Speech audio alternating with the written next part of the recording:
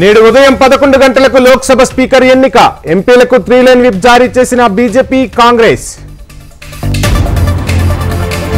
నేడు తెలంగాణలో పాఠశాలల బంద్కు ఏబీవీపీ పిలుపు. ప్రైవేట్ స్కూళ్ల దోపిడీకి నిరసనగా బంద్కు పిలుపునిచ్చిన ఏబీవీపీ. కుప్పంలో సీఎం చంద్రబాబు రెండో రోజు పర్యటన. ప్రజల నుంచి ఫిర్యాదులు స్వీకరించనున్న చంద్రబాబు. నేడు ఫోన్ ట్యాపింగ్ కేసుపై విచారణ. తిరుపతన్న భుజంగరావు బెయిల్ పిటిషన్పై విచారణ. లిక్కర్ కేసులో ఢిల్లీ సీఎం కేజ్రీవాల్ ను అరెస్టు చేసిన సీబీఐ. నేడు ట్రయల్ కోర్టులో కేజ్రీవాల్ ను హాజరుపరచనున్న అధికారులు. ఇండియా కూటమి కీలక నిర్ణయం. విపక్ష నేతగా రాహుల్ గాంధీని ఎన్నుకున్న ఇండియా కూటమి. కేసీఆర్ కు మరో లేఖ రాసిన జస్టిస్ నరసింహారెడ్డి కమిషన్. విద్యుత్ కొనుగోళ్లపై మరింత సమాచారం ఈ నెల 27 లోపు ఇవ్వాలని స్పష్టీకరణ. జూలై 1 నుంచి పిఠాపురంలో పవన్ కళ్యాణ్ పర్యటన. సాయంత్రం పిఠాపురంలో వారాహి సభ. ఎర్రవల్లిలో నేతలతో గులాబీ బాస్ భేటీ. త్వరలో మంచి రోజులొస్తాయన్న కేసీఆర్. అసదుద్దీన్ జై పాలస్తీనా నినాదంపై రచ్చ. తప్పు కాదన్న అసద్, రాజ్యాంగ విరుద్ధమన్న కిషన్ రెడ్డి. రామగుండంలో ఆధునిక థర్మల్ పవర్ ప్లాంట్ నిర్మిస్తాం.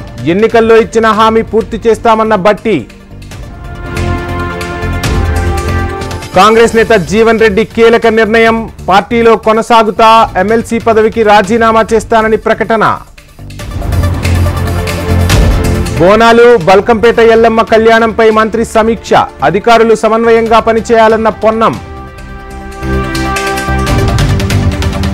పార్టీ మారిన ఎమ్మెల్యేలపై బీఆర్ఎస్ ఫిర్యాదు యోచన. స్పీకర్ అపాయింట్మెంట్ కోరిన మాజీ మంత్రి జగదీష్ రెడ్డి. ప్రధాన ప్రతిపక్షంగా గుర్తించండి. ఆంధ్రప్రదేశ్ అసెంబ్లీ స్పీకర్కు మాజీ సీఎం జగన్ లేఖ. హస్తిన పర్యటనలో Telangana CM Revanth Reddy busy. JP Nadda Sonia గాంధీతో సమావేశం. కేంద్ర మంత్రి రాజీవ్తో మంత్రి సీతక్క భేటీ. గ్రామ పంచాయతీ భవనాల నిర్మాణం కోసం నిధులివ్వాలని వినతి.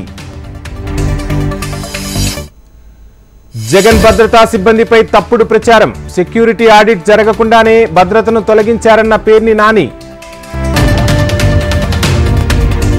రాజధాని నిర్మాణం కోసం స్వయం సహాయక సంఘాల విరాళం. 4,50,00,000 చెక్కు సీఎం చంద్రబాబుకు అందజేత.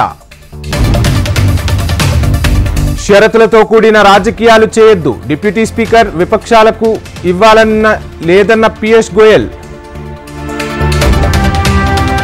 ప్రముఖుల త్యాగాలతోనే ప్రజాస్వామ్యం బలంగా ఉంది. నెలల తరబడి ప్రముఖులను జైలులో ఉంచారన్న జేపీ నడ్డా. సభాపతి ఎన్నికపై ఏకపక్షంగా ఎన్డీఏ డిప్యూటీ స్పీకర్ పదవిని విపక్షాలకు ఇవ్వాలని కోరామన్న రాహుల్.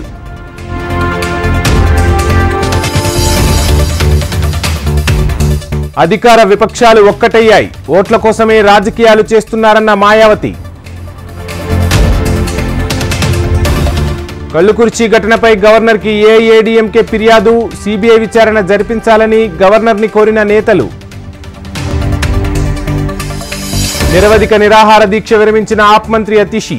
మంత్రి అతిషి ఆరోగ్యం క్షీణించడంతో ఆసుపత్రిలో చికిత్స.